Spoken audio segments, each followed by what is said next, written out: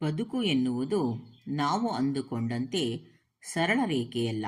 ಅದೊಂದು ಅನಿರೀಕ್ಷಿತ ತಿರುವುಗಳ ಸಂತೆ. ಬದುಕಿನಲ್ಲಿ ಎದುರಾಗುವ ಸವಾಲುಗಳು ನಮ್ಮನ್ನು ಕುಗ್ಗಿಸುವ ಬದಲು ಮತ್ತಷ್ಟು ಗಟ್ಟಿಗೊಳಿಸುತ್ತವೆ ಎಂಬುದಕ್ಕೆ ನನ್ನದೇ ಜೀವನ ಒಂದು ಉದಾಹರಣೆ. ಇಂದು ನನ್ನ ಕಥೆಯನ್ನು ನಿಮ್ಮೊಂದಿಗೆ ಹಂಚಿಕೊಳ್ಳುತ್ತಿರುವುದು ಕೇವಲ ನನ್ನ ಸಾಧನೆಯನ್ನು ಹೇಳಿಕೊಳ್ಳುವುದಕ್ಕಲ್ಲ, ಬದಲಾಗಿ ಕತ್ತಲೆಯಲ್ಲೂ ಭರವಸೆಯ ಬೆಳಕನ್ನು ಕಾಣಬಹುದು ಎಂಬ ನಂಬಿಕೆಯನ್ನು ಮೂಡಿಸಲು, ನೊಂದವರ ಪಾಲಿಗೊಂದು ಭರವಸೆಯ ಹೊಸ ಬೆಳಕು ಮೂಡಿಸಲು.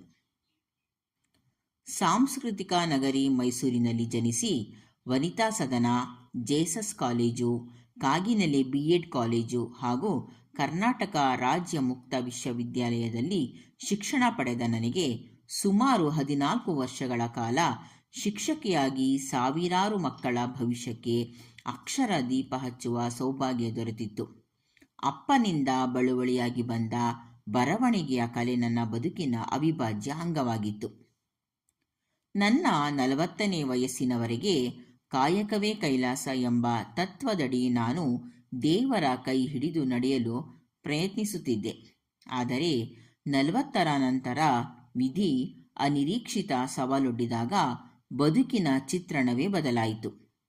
ಕಣ್ಣಿನ ದೃಷ್ಟಿಯ ಸವಾಲಿನಿಂದಾಗಿ ಓದಲು ಮತ್ತು ಬರೆಯಲು ಅಸಾಧ್ಯವಾದಾಗ ಆಕಾಶವೇ ಕಳಚಿ ಬಿದ್ದಂತಾಯಿತು.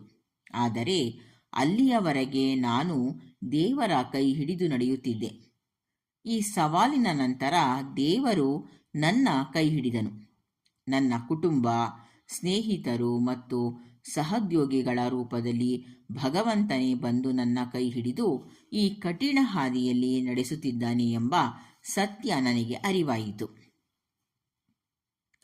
ಕೆಲಸ ಮುಂದುವರಿಸಲು ಸಾಧ್ಯವಾಗದ ಆ ಸಂಕಷ್ಟದ ಸಮಯದಲ್ಲಿ ನಾನು ಕೆಲಸ ಮಾಡುತ್ತಿದ್ದ ಶಾಲಾ ಆಡಳಿತ ಮಂಡಳಿಯು ತೋರಿದ ಔದಾರ್ಯ ಮರೆಯಲಾಗದ್ದು.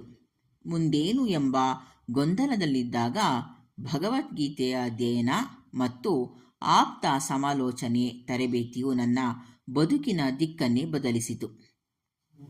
ಈ ಕಠಿಣ ಹಾದಿಯಲ್ಲಿ ನನ್ನ ಪತಿ ಮಧುಸೂದನ್ ನನ್ನ ಕಣ್ಣಾಗಿ ಜೊತೆಯಾದರು. ಹಾಗೆ ತಾಯಿ, ಅತ್ತೆ, ನನ್ನ ಮಗ, ತಮ್ಮ ಹಾಗೂ ವಿಶೇಷವಾಗಿ ನನ್ನ ತಂಗಿ ಮತ್ತು ನಾದಿನಿ ಇವರೆಲ್ಲರೂ ನೀಡಿದ ಬೆಂಬಲ ಅಪಾರ. ದೃಷ್ಟಿಯ ಸವಾಲಿನಿಂದ ಬರೆಯಲು ಸಾಧ್ಯವಾಗದಿದ್ದಾಗ ಧ್ವನಿ ಮುದ್ರಣದ ಮೂಲಕ ವಿಚಾರಗಳನ್ನು ಹಂಚಿಕೊಳ್ಳಲು ಆರಂಭಿಸಿದೆ.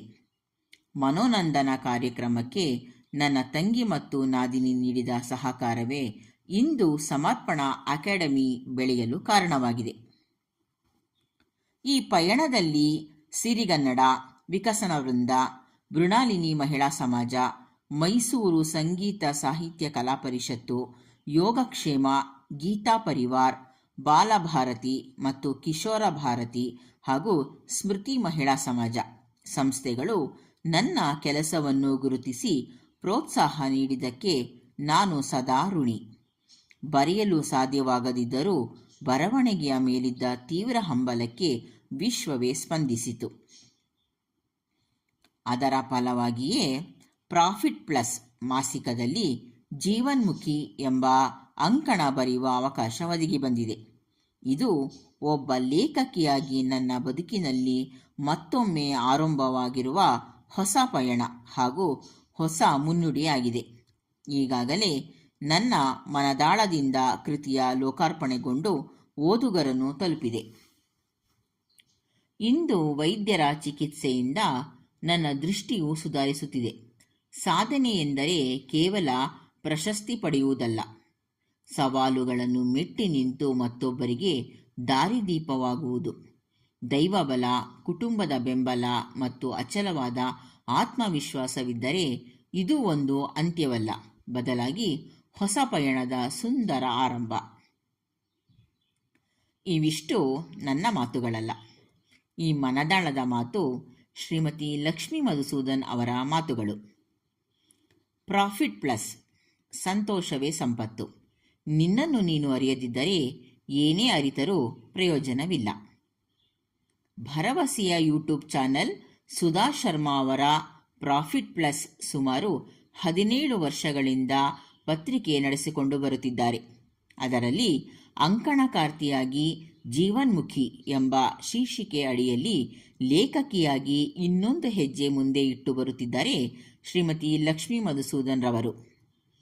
ಇಷ್ಟು ಹೊತ್ತು ನಾನು ಹೇಳಿದ ಮಾತುಗಳು ಪ್ರಾಫಿಟ್ ಪ್ಲಸ್ ಪತ್ರಿಕೆಯಲ್ಲಿ ಅವಳು ಅವಳೇ ಬದುಕು ಅಂತ್ಯವಲ್ಲ ಆರಂಭ ಎಂಬ ಶೀರ್ಷಿಕೆಯ ಮೂಲಕ ಅವರ ಕಿರು ಪರಿಚಯವನ್ನು ಮಾಡಿಕೊಂಡಿದ್ದಾರೆ.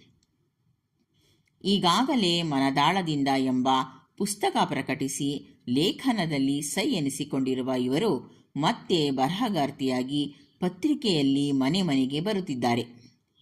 ನಿಮಗೆ ನಮ್ಮ ಸಮರ್ಪಣಾ ಅಕಾಡೆಮಿಯ ಪರವಾಗಿ ಹಾಗೂ ಆತ್ಮೀಯ ಗೆಳತಿಯಾಗಿ ಶುಭಾಶಯ ಕೋರುತ್ತಿರುವೆ. ಅಭಿನಂದನೆಗಳು. ಪ್ರಸ್ತುತಪಡಿಸಿದವರು ನಾನು ಶ್ರೀಮತಿ ಸುಮಾ ರಘು, ಮೈಸೂರು.